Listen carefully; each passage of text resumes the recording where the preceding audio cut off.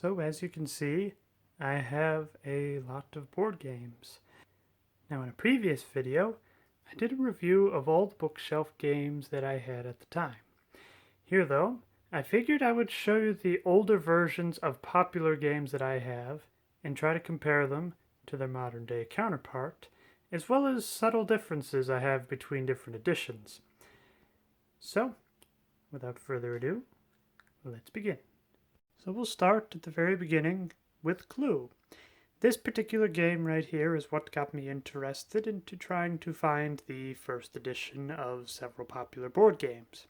Now, before I found this particular version, I had one from the mid-90s that was rather realistic looking, and after seeing the original, I found to be rather faithful but a lot more colorful. However, there was something that kind of drew me to the more cartoony aesthetic of this one. As you could tell, this one is in pretty rough shape. I had to not only make a side for the box, but also a bottom for the box, because both just barely existed when I bought it. So, we'll take the lid off. And you'll see that on the inside we have the same picture as the box itself. We have the instructions, and we also have this weird yellow pattern with white dots. So let's take the board out and we'll open it up, and you'll notice that the board itself is just as cartoony as the rest of the aesthetic would lead you to believe. Now, I still find this picture rather funny because it almost looks like they're all pointing at poor Mr. Green. So we have our pieces here, as I put in this little bag for safekeeping. Pour them out all here. Okay, so the main thing with this particular version is that all the pawns should be wooden. However, the one I had was missing a Mrs. Peacock, so I just used an old sari piece. Now, one of the first things you can tell right away is the weapons have changed substantially. So, the biggest. How on earth is this a revolver? I do not claim to be a weapons expert, but this looks like a pretty accurate representation of an M1911, which the only thing that would revolve in this thing is the bullet coming out of the barrel. So I have no idea why they went for that. But what's even weirder is looking at the picture on the card. Now that is a revolver, because the bullets revolve around in the chamber. And on top of that, I do not see the similarity. Now, the main thing you will notice with my particular edition is that I have two of them. I think that was to make up for the lack of lead pipe, which I was just able to take an old piece of metal, put a bend in it, cut it out, and thus I was able to make my own. Other than the Arabian Nights looking dagger, everything else seems to be in place. You got the wrench, you got the rope, you got the candlestick. Now you remember that this one is rather cartoonish. The cards, as well, reflect this cartoony nature of the time period. There are only two more things to mention about this version, and that is the solution cards. You'll see what looks like a giant manila envelope. This is the one thing that's probably changed the most throughout the game. And then the other thing is the detective sheets. They're a lot simpler looking, but compared to what I had been using before, you will notice that there is actually a lot more room, so you can play a lot more games. And on top of that, it's double-sided. Now, at one point, these were probably double-sided as well, but we played Clue so much that we just had to keep photocopying these again and again and again. And so that is the 1963 version. And now for this one, we're going to go really far back. This right here, after doing some extensive research, is actually the second edition. But the major difference between this edition and the first edition is very minute, I have found. The first thing is that the Parker Brothers logo is not found anywhere on the original version. But the cover pretty much looks the same. except it references Sherlock Holmes, as this is what the game was based off of when the original patent came into place. So we'll take off the lid. I don't know what it is about these old versions of Clue. Not all sides of the box ever seem to stay in place. So, much like the 63 version, you will notice that the back of the board has the picture of the box engraved onto the board itself. And it almost seems to look like leather even. Now I have seen various old versions of Monopoly boards, and I think this is just a common trend at the time, because even they had this black, rather leather look to it as well. So move that up. Open it. We'll take a look at the board. Now, as I stated before, the version I was very much used to was one that came out in the mid-90s, I want to say. It looked very similar to this, except there was a lot more color added to these rooms. You'll see that the original is far more plain looking in that aspect, but the illustrations are exactly the same. So, we'll move into the box itself. Now, the thing I always find rather fun is that in this version, the rope is actually a rope. I know it's just a little piece of twine that they tied up, but it just makes it seem that much more authentic. Now, like I said, the changes between this version and the very first edition are very minute. Now, the candlestick, you will see, is just gigantic compared to the 63 version. And it even looks like you can put a little bit of a candle in there. Now, from what I found, the major difference is at the bottom there was an engraving saying where this candlestick was made. But other than that, it is pretty much the same. The quote-unquote revolver is still the M1911 look. The only major difference between this and the first edition is that they actually carved a hole where the bullet would actually come out. I guess they just kind of filled it in because it was a lot easier to make and probably just a bit less offensive that way. The lead pipe, didn't really see much of a difference with that, although I really gotta admire that bend in it. It just looks so crazy compared to the other versions. The knife still kind of has that Arabian Nights look, but it does look just slightly different. And the wrench. Once again, the pieces are all made out of wood, and from what I found, it seems like each player gets their own different colored pencil, because it seems like whenever I look into it, they all had a different variety of colors, which I found that to be a really interesting inclusion. The detective notes, you'll see, are very similar to the 63 version, but they are a little bit smaller. And once again, they are double-sided. Like I said, in that 90s version I had before, even the back of the cards look pretty close as well. The main difference is they were blue and white instead of gray, and where it said Clue was in a different typeface. Now you will notice that I left out the wrench and the knife. There is actually a very good reason for this. They would look exactly like they do on the card. You'll notice that the wrench has a little bit of a handle at the bottom, which there's actually a little hole cut through in the first edition. And over here, you'll see it looks more like a butter knife, which is really interesting. The main thing you will notice compared to the 63 version is that it had a lot more of a serious take to both the characters, weapons, and the rooms. I guess they wanted to scale it back so it seemed just a little bit less threatening. Last two things to mention is you'll see there's a little publicity card here. Other games you will enjoy: Monopoly, Rich Uncle, Peggy, and Pit. I've only ever played Monopoly, and I think I've played a little bit of Pit, but I have no idea what Rich Uncle or Peggy is. Another thing to mention as well is the solution cards. You'll notice that it is black with a gray text.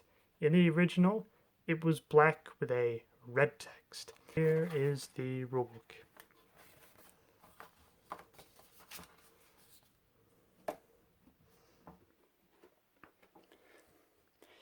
And that is the second edition. If I ever find the exact first edition, it'd be nice, but for now I'm just gonna say close enough. And then we have the 1956 version with its distinct orange box. Now this right here is that odd transitional period from the more realistic look of the 1950s and the more cartoony look of 1963. As you can kind of tell by the artist depiction on the box. So we'll take off the lid. And you'll notice that the board itself is practically identical to the 1963 version, except for the picture in the middle that matches the box. So we take the board out.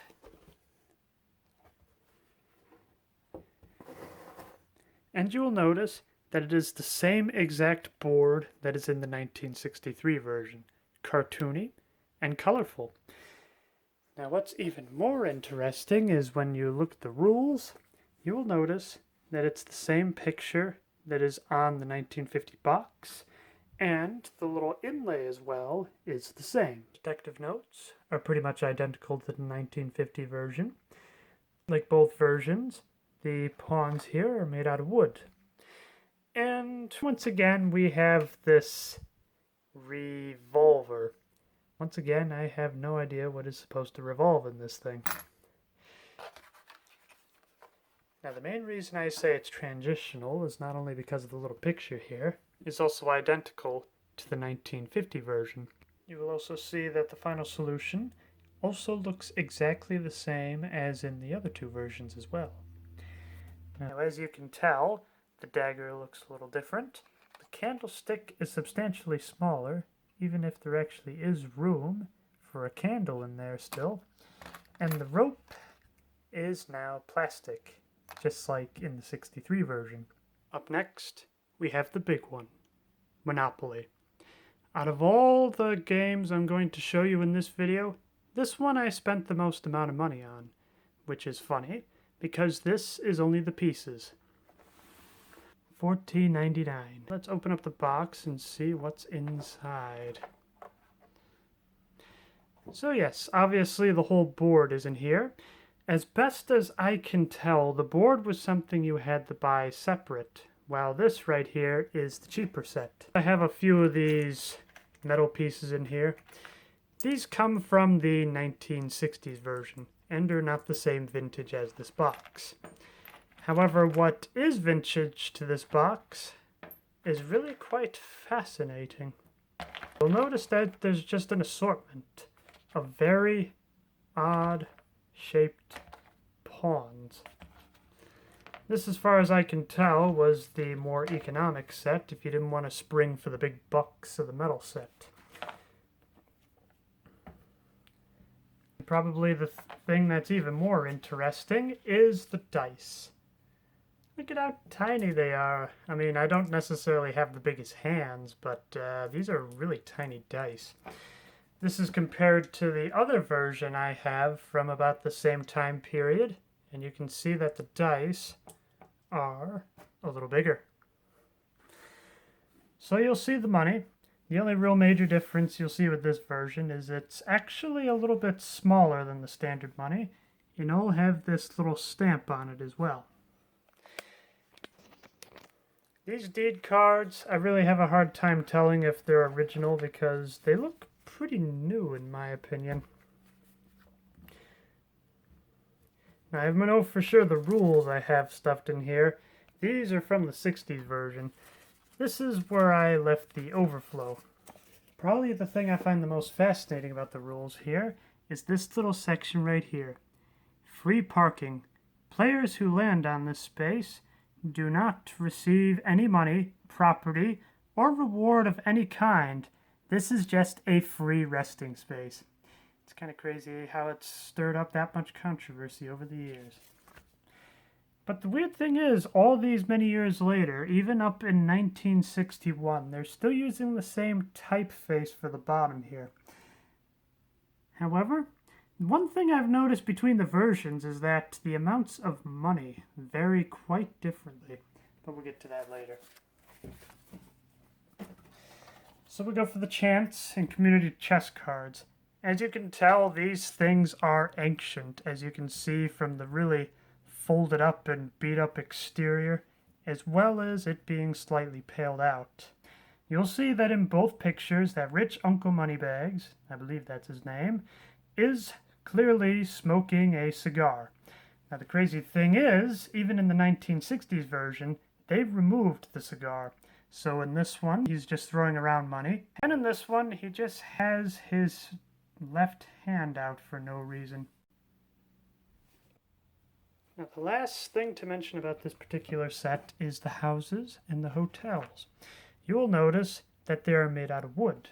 In fact, there was one set I had a while ago where occasionally you'll just kind of see some odd ones that aren't the perfect shape.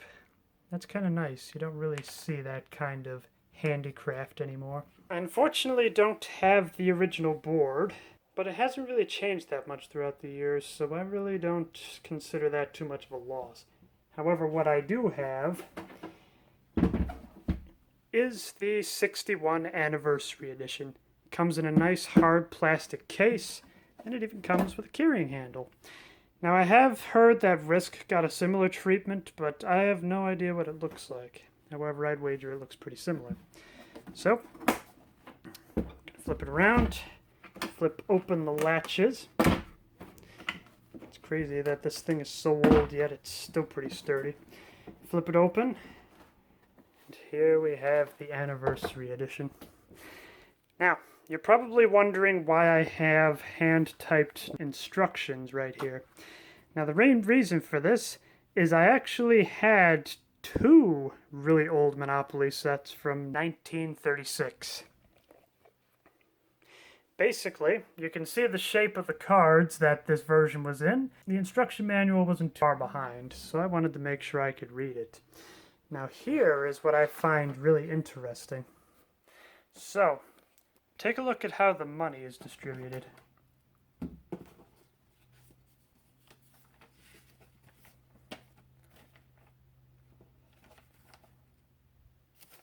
Now take a look at how it's distributed in the 1935 version.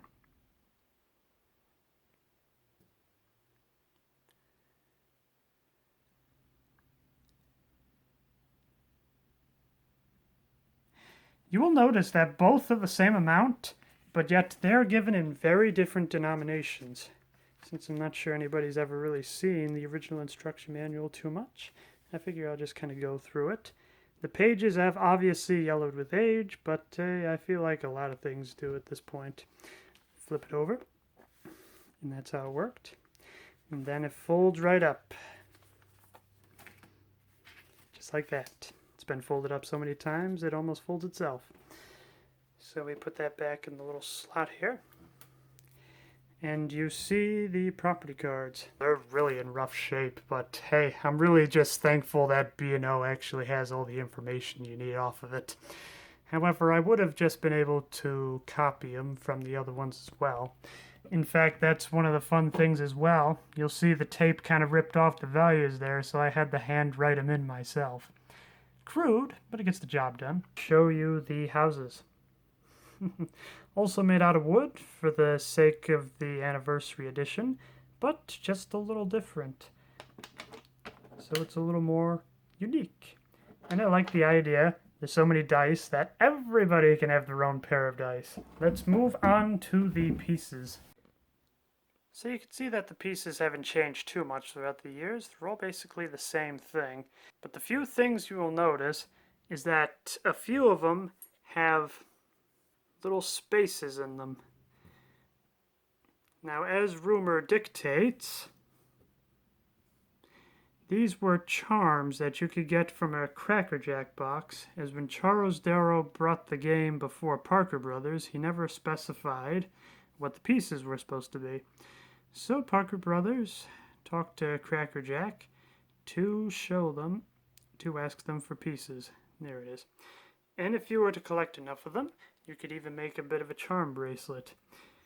Now the main thing is you'll notice that the details have changed a lot in the incoming ages.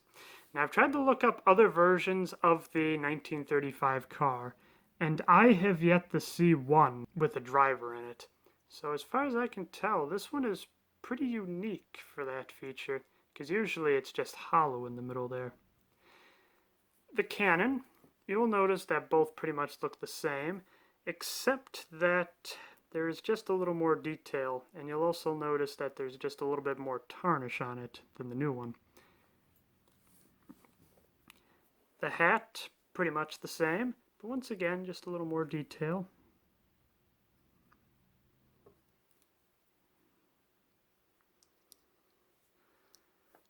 Now the battleship, you'll really see the difference. Just kind of look at him from the side real quickly. You'll see not only the older battleship is bigger, but you'll just see that there's far more detail in it than there is in the newer one. Same with the iron. You'll notice that there are similarities, but yet somehow there's just a bit more detail with this iron. And then the shoe. Now you'll see that there's a little loop there. That was where the charm bracelet was. There's a little bit of a hole there where probably the mice started to get in. It's starting to wear away up there by the toes. There's another mouse hole. Turn it over and you'll see the pattern for the feet itself. Now, look at the 1960s version. It is almost like a basic summary.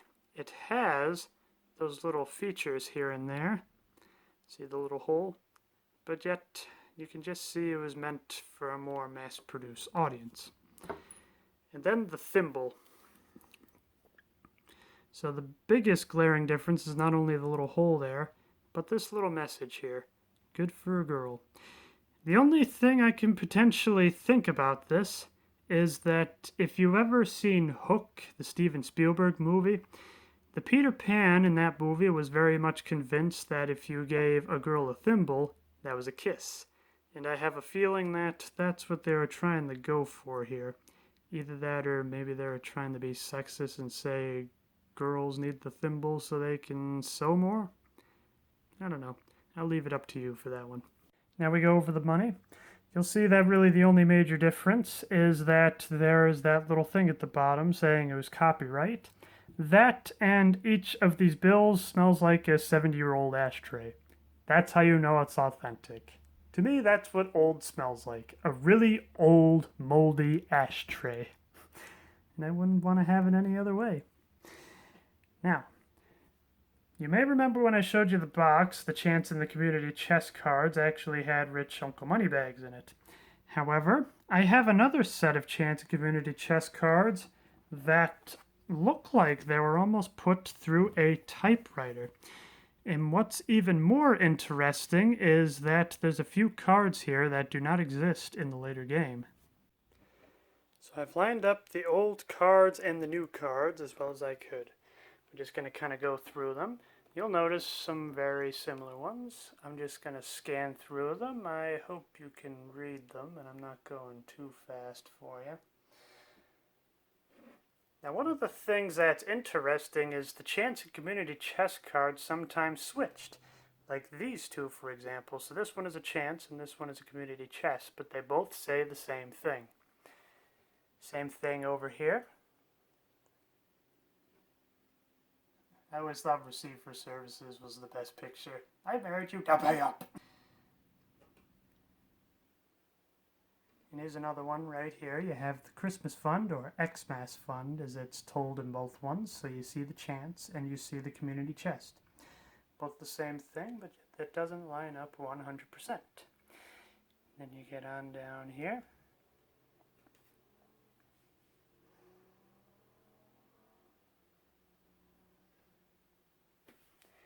And then here you actually have the opposite, the advance a token to the nearest railroad.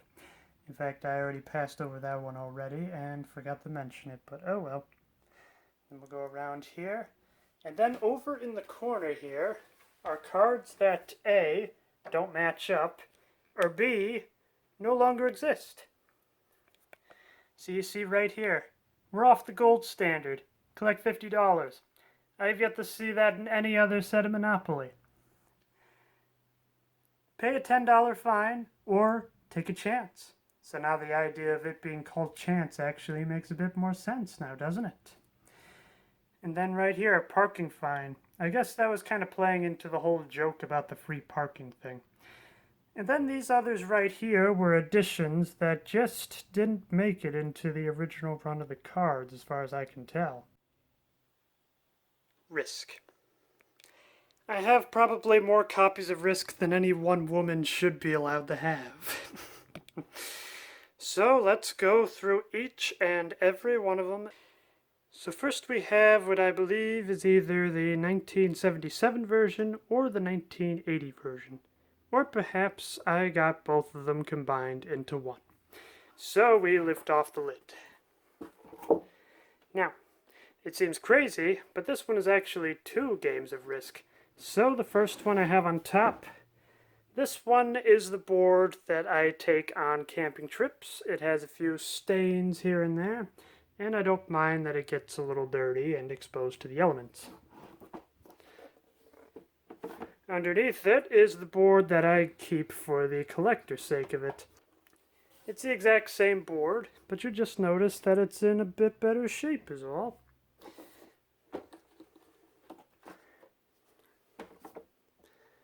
Go inside. Now the main reason I say or the 1980 version, because that's the last copyright date that is on this manual. Now the thing that is rather crazy about this game is that when I first picked it up oh so many years ago, it did not have the instruction manual. So I just simply had no idea how to play the game for the longest time. Until somebody was actually throwing out an old version of Risk. The same version as this one, actually. And that's where I got the manual from. And then I could start playing once again. So as such, this is 2 full sets of the game. I've got cards here. You'll notice that there are a lot of pieces. It's because I actually combined the 2 together in these much larger tins that were part of the throwaway set. While green, unfortunately, had to be left with just the original set that I had and these small plastic containers. So we move the manual out of the way, and underneath here is where we have the cards and the original containers. Now the crazy thing is, when I bought this particular version of the game, is I had to unwrap these cards myself. We'll take a look at the cards real quickly. So each one of them has the country, as well as a foot soldier, a cannon, and a horseman. And then 2 wild cards with all 3 of those denominations. Now the main thing that makes this one relatively unique is before they started making the pieces look like the little soldiers on the cards, they actually made them Roman numerals, as you can see on the box. In case you want to know Roman numerals, so you got 1, you got 3, you got 5, and then you have 10. Those are all the available breakdowns of denominations with this particular version. As you'll see as we go further along, this actually changed dramatically as you go to much older versions of the game. And then we move on to the 1975 version. You'll notice that the pieces are a little different, and that the cannon is actually a bit wider.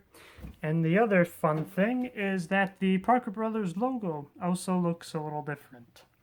So, we'll take off the box, open it up. Now one of the reasons I prefer the 75 version is because I just love the overall presentation of it. This right here is a little tactic that my sister came up with. So as you come up with the bonus armies, you can just simply keep ticking it upward with each number of cards you get. You'll notice that it only goes up to 45, but let's be honest, if you could get to a point where you can all of a sudden just stack 45 soldiers on the board, I'm pretty sure you've won the game. So like I said, I love the overall presentation of this one much more. You'll see the instruction manual, very plain looking. You have the cards, which actually come in a nice little box. You have the dice. I never understood why they always wanted to have 6 dice when the max you can ever use is 5. But I guess they just wanted to be safe in case one got lost. Now the main variation is, remember I was talking about Roman numerals? In this particular version, you either have 1 or 10. Nothing in between. We'll open up the cards, show you how the art has changed between the two versions. I do like the idea that even this many years later, they still had this little publicity card in there. So, you'll see that the art style is a bit more simple. So you got the cannon, you got the horseman, and you got the foot soldier. And then you have the wild card with all 3 of them on there.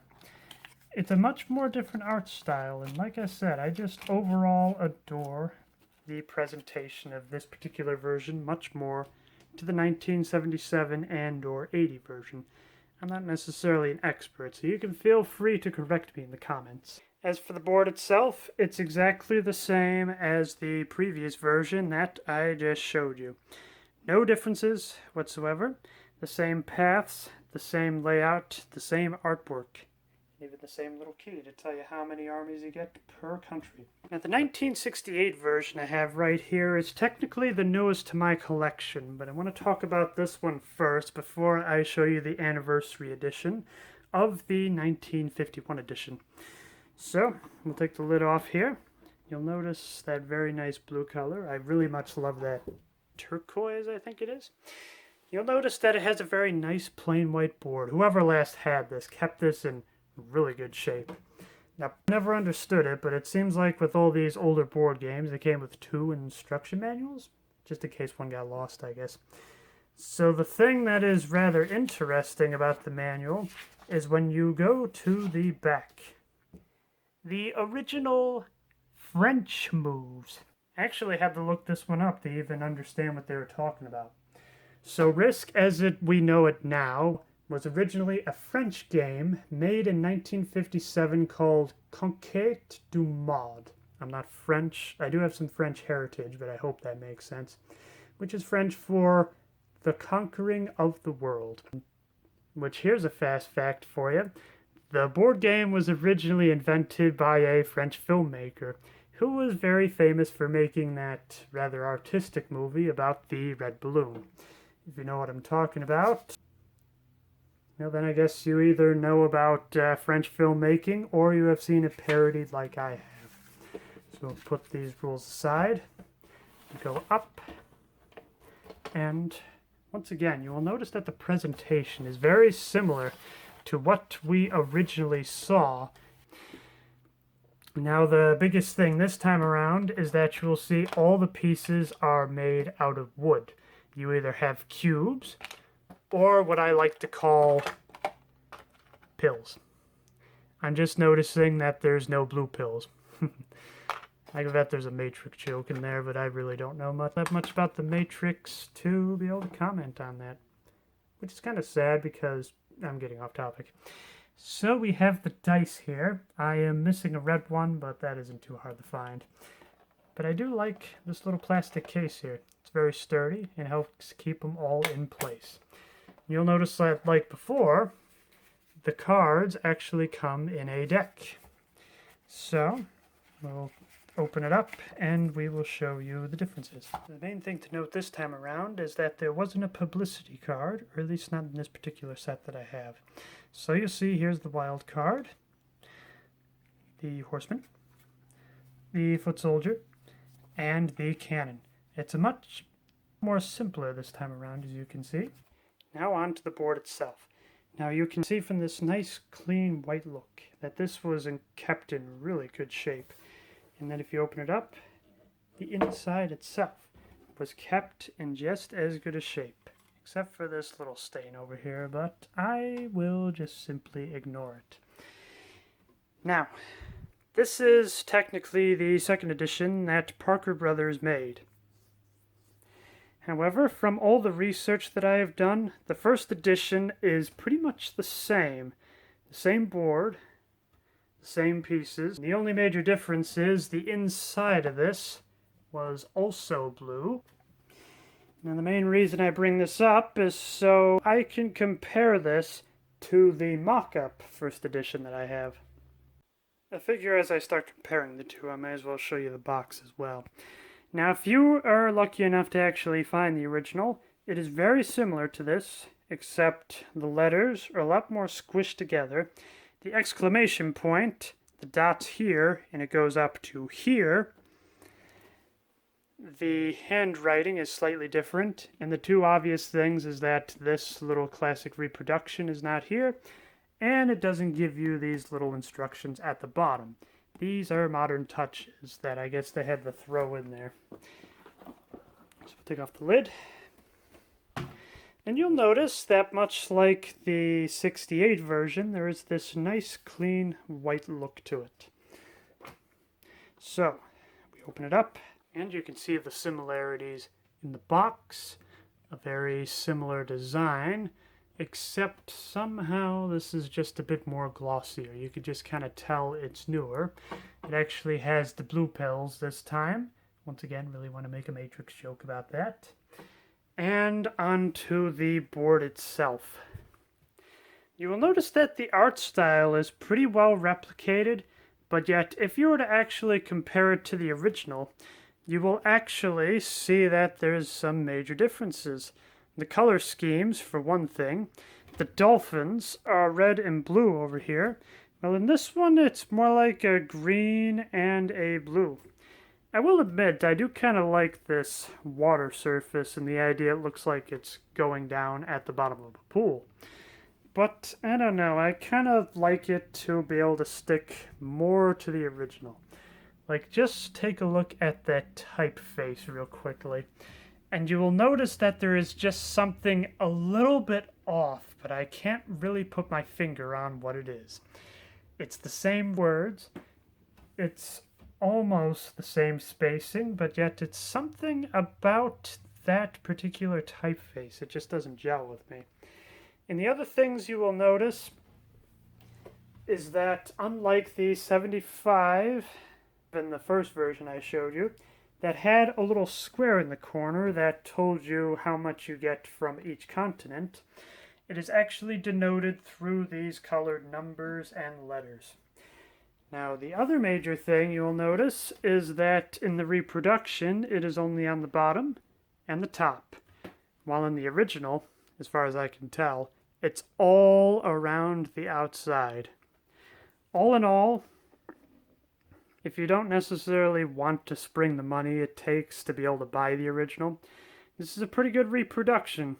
However, I'm gonna stick with the original. I don't know what it is. I just like the sort of grayed out color scheme, the art style, the text, and just the overall mood that this one brings to the table. This is the last board game that I will be showing. Now, the major thing you will find is that while all the other ones I showed you were Parker Brothers, this one is Milton Bradley. Now, the thing I always find so weird is that people tell me there was an edition of this that came out in the 1800s that apparently had a suicide space that would end the player's life. However, I guess that was before Milton Bradley took over. This right here, as far as I can tell, is the first edition of the Milton Bradley version of the game. And it is heartily endorsed by Art Linkletter.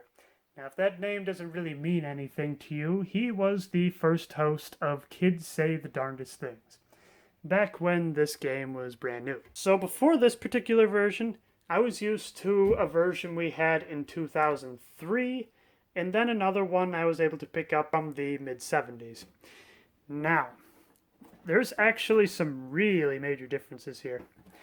First thing to note that I love about these old board games is that the rules are on the back of the box. And what's even more interesting is they throw in little bits and pieces of humor for you as well. Like, for example, when you get too many kids, got 2 here. If you get more than 4 children, just crowd them in as you do in real life. I just love the idea that it was not only an instruction manual, but they had a little bit of fun with it. We'll move that off to the side for now, and you'll even notice there's some nice cartoons in there as well. We'll move the pieces over here. Turn it around For better presentation, you'll see the board, as well as several types of insurance. So you got auto insurance, which they were actually able to fold out like they were actual testimonials, so to speak. But unfortunately, some of them have just kind of deteriorated, and only the top is left because of age. You got auto insurance, life insurance, you got stocks, and you have fire insurance. From my experience, the fire insurance is probably the least likely to use. However, auto insurance can save you quite a fair bit. It doesn't cost that much. You could buy it at the beginning of the game, and it'll save you quite a few bucks in the long run. The life insurance and the stock are a little risky, but they can give you quite a substantial reward when it gets to the end of the game. And then you have the denominations of currency. One of the other nice little things I like is if you look at the $100,000 bill, you'll see that it is actually Art Linkletter again. In fact, they also had quite a bit of fun with some of the people that they put on these bills. The fun thing to note is when I first started playing the older version back in the 70s vintage, the $500 bills did not exist. I guess inflation kind of took over, and 1,000 was the smallest ad you could get. Now on to the board itself. You'll notice that is quite a lot simpler looking than the more modern versions of it. So we'll put this over here. This actually serves quite a major purpose. Now, whenever you get stocks, or you get what is known as Lucky Day, you use this number board, then you spin the wheel, and if you land on the right number, you can get money, no money, or lose money. Now, the thing that's rather shocking about the original version here is that you don't necessarily pick a career. Right at the start, you can either skip college or go to college, with the added bonus that you'll get more money when you go to college and a little less when you don't go to college. That's all you will get for careers. As for houses, those are just determined on the spaces themselves. That was one thing I found relatively shocking, but I find to be so much better. I highly recommend the much older version. It is a lot more fun. And here are a few other reasons for it as well. So you got this toll bridge here. Whoever is the first to cross this toll bridge can charge all the other players to cross it. And the other fun thing are the cards in here. Now, every time you land on a payday by exact count, you get one of 3 of these cards. So, if you land on a space that guarantees a payout for the player, you can play this card on them, and they have to pay you half. If you land on a space that has major debt, you can play this one, and they have to pay half of it. And, probably the most fun one, is the exception card, which basically says nope to those cards. Now, the fun thing is, there is actually a rule in place that if 2 people play a share the wealth card, say they want half of it, both players have to spin the wheel and see who is the highest. Whoever's the highest gets all of it. However, if it turns out to be a tie, then that half is divided in half again and given to both of the players. So that is the original version of Life. Highly recommend it if you played any of the modern versions. There is just so much more fun to be had here. In fact, I even recorded a video of my friends and I playing this a long time ago, back with the 70s version. Well, I hope you found this video entertaining in some way, and you maybe even have learned something. Until next time, keep having fun.